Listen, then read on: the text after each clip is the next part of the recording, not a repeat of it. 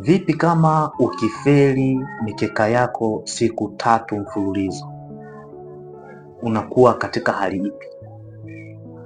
Lakini pia ni vipi kama ukifanikiwa siku 3 mfululizo? Unakuwa katika hali ipi? Leo nitakueleza kwa undani zaidi namna gani utaweza kuhandle situation yoyote ile. Wengi wanakata tamaa kwa sababu amepoteza siku 3 mfululizo. Yes, wanakata tamaa na ni kweli inakatisha tamaa, lakini nitakueleza vitu vya msingi kwa undani zaidi. Nini unapaswa kufanya wakati gani ili usiweze kukatishwa tamaa. Kitu cha kwanza ambacho unapaswa kukielewa ni kwamba unatakiwa upangilie mipango yako kabla ya tukio husika. Yaani namaanisha, kama unahitaji kuto kukatishwa tamaa, basi weka target maalum. Acha niweke mfano, labda mimi nime target ndani ya wiki moja. Sasa target yangu ndani ya wiki moja ni ipi? Nataka ndani ya wiki moja niwe nimewin mara 3 mfululizo au mara 4 mfululizo. Kwa hiyo haianzi tu from nowhere. Hapana, inaanza na progress, jinsi ulivyopangilia ndani ya wiki husika. Kwa hiyo sasa mimi naomba unisikilize kwa makini sana. Kama umepangilia ndani ya wiki uweze kuwini mara 3 mfululizo au mara 4 mfululizo, kitu cha kwanza unachotakiwa kukifanya ni kuhakikisha una target odd ambazo utakwenda kuzichukua ndani ya hizo siku 4 mfululizo. Yaani katika wiki, niweke mfano, ninahitaji labda odd 2 pekee au rollover ya 1/80, au nahitaji odds 3 pekee. Kwa hiyo nahitaji niweke target kwamba wiki hii kuanzia Jumatatu mpaka Jumamosi nitaweka odd 3 pekee, au nitaweka odd 2 pekee, au nitaweka rollover ya 1/80 peke yake. Hicho ndo kitu cha msingi. Strategically unatakiwa kujua nini unafanya, na baada ya kufanya nini utakipata, na baada ya kupata nini ambacho utaweza kukiendeleza kwa kile ulichokipata. Sasa kwa nini tunakata tamaa? Tunakata tamaa kwa sababu tunapokuwa tumepoteza siku ya kwanza, tumepoteza siku ya pili, tumepoteza siku ya tatu, akili yetu, mfumo wetu wa ubongo na namna ya kufikiri inakuwa inashuka. Kwa hiyo inavyoshuka, tunakuwa hatuwezi tena kuweza kumanage ubongo kuamini kwamba siku ya 4 nitafanikiwa, na itakupa low confidence kwenye ile hali yako wewe ya kuweza kuweka kiasi unachoweka. Yaani utaanza kupunguza stake yako. Hicho ndo kitu ambacho huwa kinakuja kinakatisha tamaa. Sasa nini tufanye?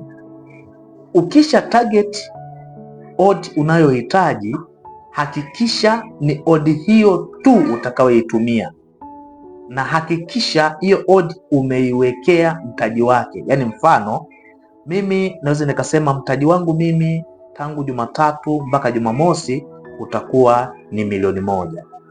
Nawekea target 1,000,000. 1,000,000 nitagawanya kwa siku 7. Nitapata idadi ambayo ninayopaswa kustake kwa kila siku. Yaani hiyo itakuwa ndio muendelezo wa stake ya kila siku.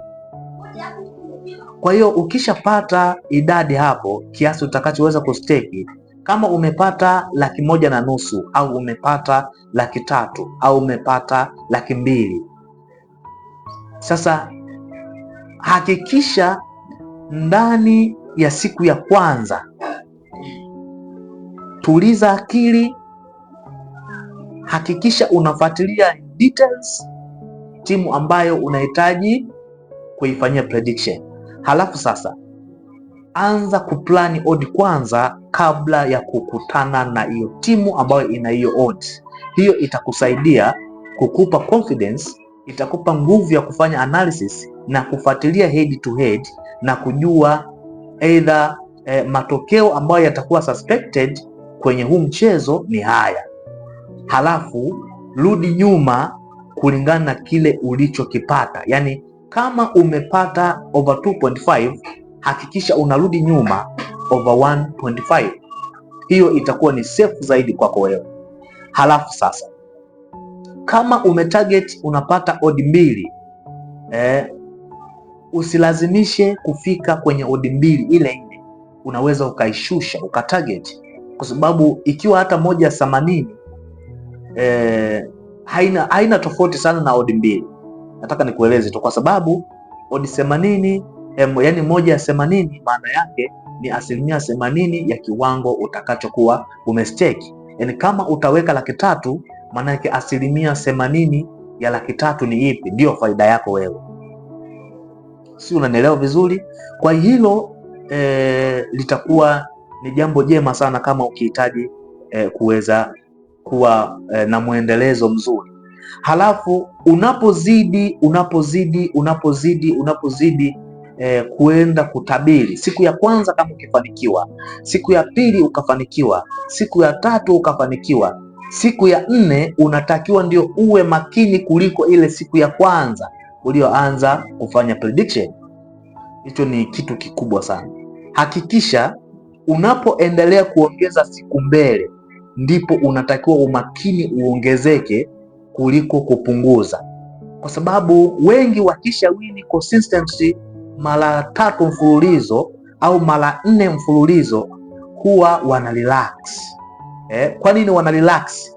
Hofu inakuwa haipo tena, kwa sababu tayari mtaji yanao na faida amepata, hana hofu tena, anakuwa mvivu wa kufanya deep analysis, ambayo hiyo kimsingi ndio chanzo cha ushindi wake. Yeye anaanza kurelax. Kwa hiyo utakapokuwa unaanza kurelax, maana yake ni nini?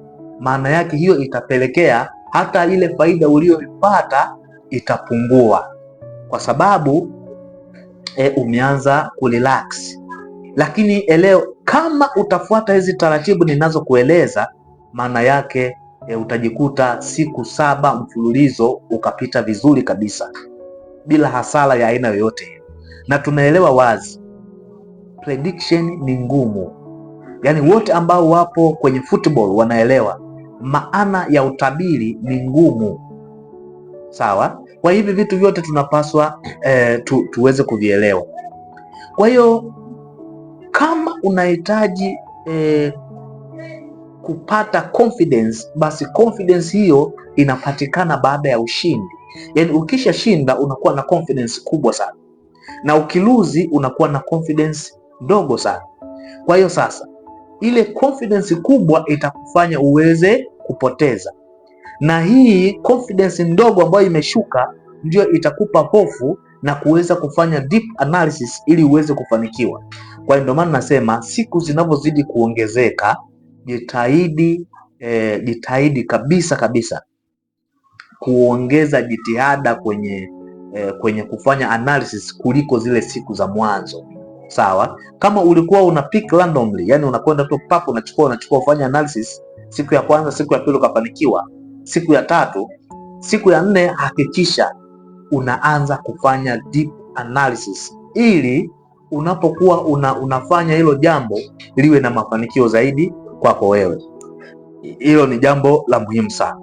Lakini pia mambo haya ninafunza kwa undani zaidi katika program mpya ambayo nimeweza kuianzisha. Hii program huwa nafunza mambo haya kwa undani zaidi, japokuwa sijaanza kuelekeza. Kwa hiyo nahitaji niweze kuanza kuelekeza, ndio maana nimekuja kidogo kudokeza namna gani ambavyo unapaswa kufanya. Halafu pindi wale watakaopata nafasi ya kuweza kuwepo kwenye program, basi waweze kugain kitu kingine tofauti, kwa sababu nitaeleza namna gani nzuri ya wewe kuweza kutarget odds zako. Hicho ni kitu cha muhimu sana. Alafu sasa kuna kitu nilitaka kusahau. Wewe ambaye una struggle kutafuta odi 5, yes, nina jambo lako. Nina jambo lako kwa sababu odi 5 ni kazi sana kuzipata, ambazo zitakupa ushindi walau hata kwa siku 4 ndani ya wiki. Inakuwa yes, ni kazi sana, lakini yes, I will try my best. Hii nadhani tutaliweka sawa hilo, na mimi nahitaji kila mmoja aweze kutambua jinsi gani anaweza kufanya analysis yeye mwenyewe pasipo kumtegemea mtu yoyote. Na tukumbuke analysis huwa haitegemei tu strategy. Analysis inategemea strategy na inategemea pia mfumo wako wewe wa kufikiri. Yaani wewe unafikiri nini kuhusiana na hicho unachokifanyia analysis. Hilo pia ni jambo la muhimu sana. Kwa hivi vitu vyote unapaswa uvielewe.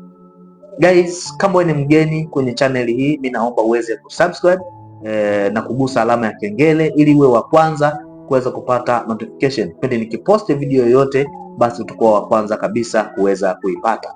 Lakini ninahitaji pia nikueleze kitu kimoja. Leo nimekuja kupiga story na nyinyi ndugu zangu, si kwa maana nahitaji kuona kwamba mnapata nguvu kubwa sana kwenye uchambuzi. Hapana, hizi ni database ambazo mimi najifunza pia, sio kwamba zinakuja tu from nowhere. Najifunza, lakini pia hizi zinafanya pia sijui niliwekeje hivi, lakini anyway utanielewa tu. Yani usiwe mvivu wa kujifunza. Yani maana yangu, point yangu ndio hiyo ya msingi, kwamba usiwe mvivu wa kujifunza. Jifunze day after day, jifunze, kwa sababu hakuna anayejua zaidi kwenye ulimwengu huu. Hakuna anayejua zaidi ya mwenzake. Yani hilo ondoa kabisa. Hakuna anayejua zaidi ya mwenzake, bali tunategemeana. Maana kile unachokifahamu sicho anachokifahamu mwingine, na kile anachokifahamu yule sicho unachokifahamu wewe. Kwa hiyo kwa kuungana kwa pamoja huwa tunajifunza vitu vingi na tunajikuta tunapanua wigo mkubwa sana kwenye upande wa uchambuzi wa football. Yes, uchambuzi wa football unahitaji utulivu, unahitaji kuwa akili yako iwe active muda wote, iwe inapokea vitu na kutunza vitu. Hiyo ndiyo njia bora kabisa kwa wewe ambaye upo kwenye wimbi hili la uchambuzi wa football.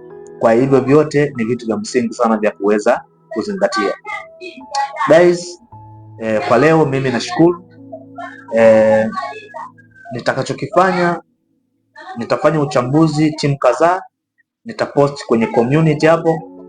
Nitapost hizo timu nitakazozifanyia uchambuzi, basi utaweza kuweza kuzitazama na wewe ukazifanyia uchambuzi. Unaweza ukaongeza analysis yako, au unaweza ukafanya chochote ambacho unaona kinafaa, ukapunguza au ukaongeza, ili mradi tu unaamini kwamba utafanikiwa kwenye huo uchambuzi, basi hiyo ni njia itakuwa ni bora zaidi. Guys,